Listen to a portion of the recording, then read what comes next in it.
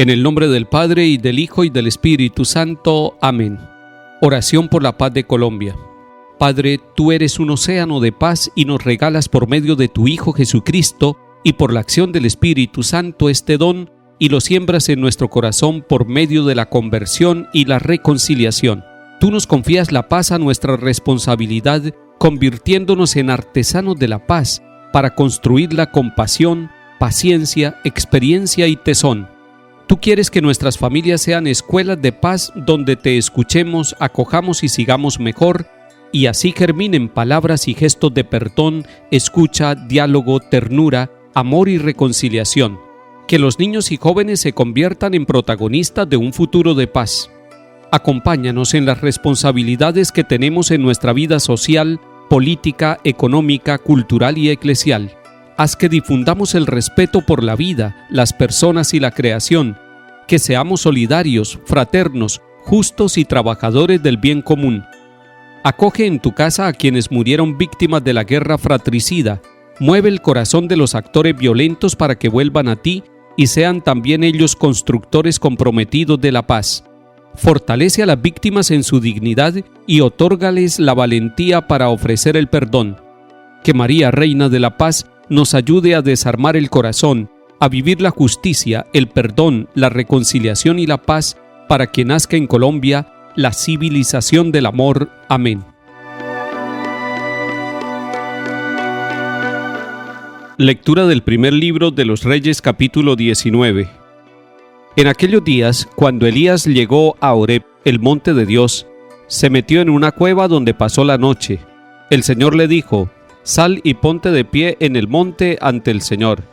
El Señor va a pasar». Vino un huracán tan violento que descuajaba los montes y hacía trizas las peñas delante del Señor. Pero el Señor no estaba en el viento. Después del viento vino un terremoto, pero el Señor no estaba en el terremoto. Después del terremoto vino un fuego, pero el Señor no estaba en el fuego. Después del fuego se oyó una brisa tenue. Al sentirla, Elías se tapó el rostro con el manto, salió afuera y se puso en pie a la entrada de la cueva. Entonces oyó una voz que le decía: «¿Qué haces aquí, Elías?». Respondió: «Me consume el celo por el Señor, Dios de los ejércitos, porque los israelitas han abandonado tu alianza, han destruido tus altares y asesinado a tus profetas. Solo quedo yo, y me buscan para matarme». El Señor dijo: «Desanda tu camino hacia el desierto de Damasco, y cuando llegues, unge rey de Siria a Jezael, rey de Israel a Jehú, hijo de Nimsi, y profeta sucesor tuyo a Eliseo, hijo de Safat, de Prado Bailén». Palabra de Dios. Te alabamos, Señor.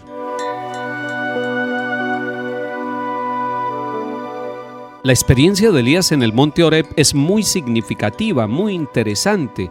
Está oyendo, está en la soledad, está con Dios, él está convencido. Elías sabe que Dios lo está acompañando, que él está guiando su vida. Es más, por obediencia está haciendo todo el peregrinar que ha realizado y que hemos leído en estos días.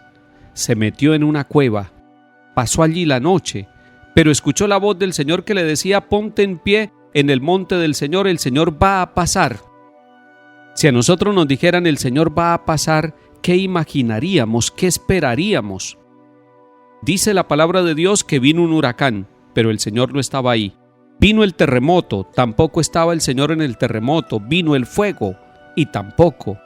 Son tres fuerzas grandes, tres fuerzas casi indomables para el ser humano: el huracán, el terremoto y el fuego. Y continúa diciendo la palabra de Dios que luego se oyó una brisa tenue, una brisa suave, y allí estaba Dios. Dios está en lo simple, en lo sencillo, en lo cotidiano. Dios está en el trabajo de cada día, Dios está en el saludo, Dios está en la presencia de un rostro de niño, en la palabra que recibimos. Dios no es un Dios complicado, Dios es un Dios sencillo. Tiene gran poder, pero se manifiesta en medio de lo sencillo. Y el gran poder de Dios es su amor, es su misericordia. Le habló al profeta: «¿Qué haces aquí, profeta?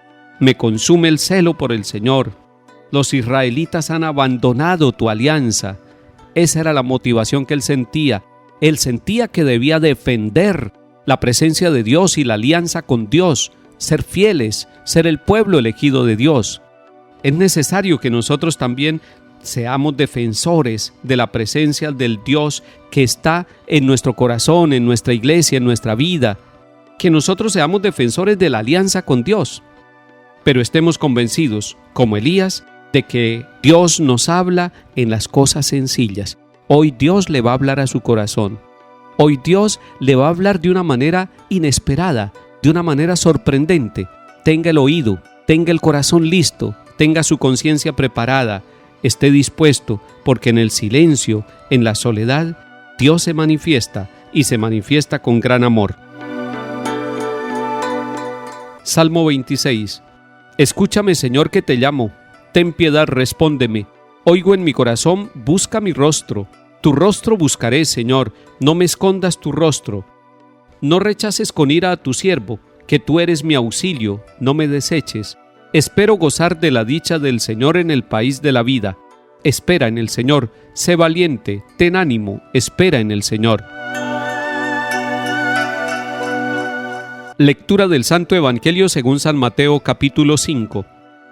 En aquel tiempo dijo Jesús a sus discípulos: ¿Han oído el mandamiento, no cometerás adulterio? Pues yo les digo, el que mira a una mujer casada deseándola ya ha sido adúltero con ella en su interior. Si tu ojo derecho te hace caer, sácatelo y tíralo. Más te vale perder un miembro que ser echado entero al infierno. Si tu mano derecha te hace caer, córtatela, tírala, porque más vale perder un miembro que ir a parar al infierno todo entero. Está mandado el que se divorcie de su mujer, que le dé acta de repudio. Pues yo les digo, el que se divorcie de su mujer, excepto en caso de impureza, la induce al adulterio, y el que se case con la divorciada, comete adulterio. Palabra del Señor. Gloria a ti, Señor Jesús. Jesús es el maestro de la ley nueva, de la ley completa. Él nos está enseñando. Estamos en el capítulo 5 y todos estos días estamos viendo que el Señor nos habla y nos dice: ustedes han escuchado unos mandamientos, pero ahora yo les digo. No está cambiando los mandamientos, los está llevando a la plenitud. Nos ha dicho hoy que hemos aprendido en los mandamientos y en la tradición nuestra religiosa: no cometerás adulterio. ¿Y qué es lo que nos enseña el Señor? Mucho más allá. El que mira a una mujer casada deseándola, ya ha sido adúltero con ella en su interior. Es que el adulterio empieza en el corazón de cada uno de nosotros. Cuando va a suceder algún signo de adulterio, algún signo de infidelidad, ya ha pasado primero por nuestro corazón. Lo que pasa es que llega un momento en que el ser humano consiente de tal manera o se deja llevar de tal manera que no es capaz de poner freno a su vida. ¿Cuántas veces las personas dicen: yo voy hasta cierto momento y luego ya me detengo? Y a veces se quedan sin frenos. A veces van saliendo de un pecado menor a un pecado mayor, de un pecado venial a un pecado mortal. Y nos está diciendo el Señor que eso hace daño.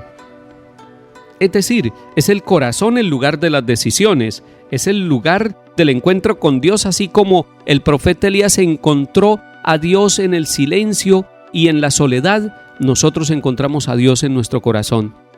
Posiblemente después de una experiencia de pecado nos sintamos mal. Reconstruya su vida, reconstrúyala con la palabra, reconstrúyala con la Eucaristía. Si es el caso, reconstrúyala, vaya, busque un sacerdote, confiese su pecado. El pecador que se arrepiente siempre es abrazado por Dios, por su misericordia, y nos mira con amor, porque Él nos ha dicho que es en nuestro corazón donde se anida el bien o el mal. No es una ley externa, no es una ley que aprendimos de memoria, sino una ley que tenemos en el corazón. Que el Señor nos dé un corazón limpio, que nos dé un corazón fiel, que a los casados les dé la fuerza de la fidelidad, que a nosotros los sacerdotes también nos haga instrumentos de fidelidad, que el Señor nos perdone con su misericordia y nos ponga en camino de santificación. En el nombre del Padre, y del Hijo, y del Espíritu Santo. Amén.